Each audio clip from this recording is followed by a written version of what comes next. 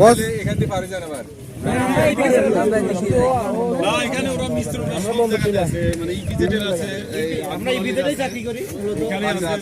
বস আপনি কি আয়রনম্যান করছেন কোথায়, থাইল্যান্ডে?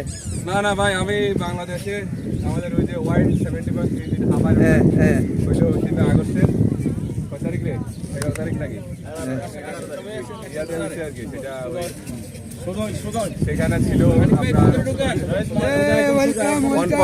1.9 কিলোমিটার সাঁতার, তারপরে ছিল 90 কিলোমিটার সাইক্লিং, তারপর ছিল 21 কিলোমিটার রানিং। টাইম ছিল 8 ঘন্টা। আমি এবং আমার আরেকজন কলিগ আমরা প্রায় 1 ঘন্টা আগে শেষ করছি আলহামদুলিল্লাহ। আর গত 21শে ফেব্রুয়ারিতে সালে 100 কিলো রান সম্পন্ন করছি। লাস্ট গত মাসে 14-15 নভেম্বর সুনামগঞ্জ ওখানে 100 কিলো রান সম্পন্ন করছি। আলহামদুলিল্লাহ আলহামদুলিল্লাহ।